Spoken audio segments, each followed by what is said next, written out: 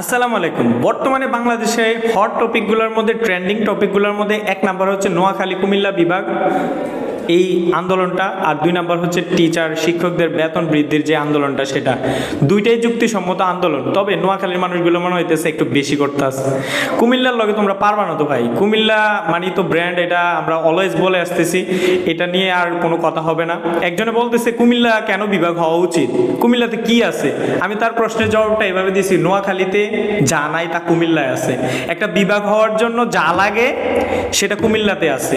So কুমিল্লাকে বিভাগ দিতে সমস্যা কোথায়? আর নোয়াখালীকে বিভাগ দিলেও আমার পার্সোনালি কোনো সমস্যা নাই, কুমিল্লার কোনো মানুষের কোনো সমস্যার হওয়ার কথা না, কারণ বাংলাদেশের নাগরিক হিসেবে তারাও তাদের জেলাটাকে বিভাগ বানায় নিতে পারে, কিন্তু সেটা আমাদেরটা আগে হওয়া উচিত, আমাদেরটাকে আগে হবে, এটা আমরা প্রত্যাশা করি।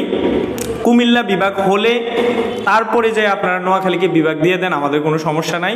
বিভাগ সারা মনে হইতেছে সব প্রত্যেক জেলা 64 জেলা বাদ দিয়ে মনে হচ্ছে যে 64টা বিভাগ হয়ে যাবে, এরকম একটা মানে পরিস্থিতি চলতেছে। তবে 64টাকে বিভাগ দিলেও আমাদের কোনো সমস্যা নাই, তবে বিভাগ আগে কুমিল্লারটাই দিতে হবে। আর না হয় কুমিল্লার পোলাবেন কিন্তু চিনেন, সরকার পাল্টাই দিছে, কিন্তু পরবর্তীতে কি পাল্টাই দেবো এটা আপনারা বলতেও পারবেন না। সো কুমিল্লার সাথে পাঙ্গা মাতলো।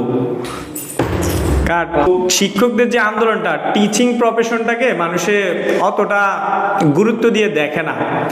এটার পিছনে একটা রিজন কিন্তু এই টিচারদের বেতনটা এত সর্বনিম্ন যে আসলে তাদের যে এইটা দিয়ে একটা মিডল ক্লাস লাইফ লিড করাটাও পসিবল না। যে বেতনটা পায়, তাদের বেতনটা 100% বৃদ্ধি করা উচিত, এটাতে কোনো সন্দেহ নাই। এখন বর্তমানে যে আমাদের এইচএসসি পরীক্ষার রেজাল্ট দিছে, রেজাল্টে পাশের হার একদমই কম। এই পাশের হার বৃদ্ধির জন্য যদি শিক্ষকরা ভালোভাবে টিচিং না দেয়, স্টুডেন্টরা পাস করতে পারবে না। আর আমি সবসময় বলি যে একটা স্টুডেন্ট পাস করা এবং ফেল করার পিছনে সবচেয়ে বেশি অবদান হচ্ছে ওই স্টুডেন্টের নিজের। টিচাররা হাজার ভালো পড়াইলো, কিন্তু ওই স্টুডেন্টের বাসায় নিজে পড়লো না, নিজের একটা চেষ্টা থাকলো না যে আমাকে পাস করতেই হবে, আমাকে পরীক্ষা ভালো রেজাল্ট করতেই হবে। এরকম টেন্ডেন্সি যদি কোনো স্টুডেন্টের মধ্যে না থাকে, কোনো স্টুডেন্টে পাস করতে পারবে না। তাহলে হচ্ছে যে পাস ফেল মানুষের লাইফে থাকবে, এটাই স্বাভাবিক।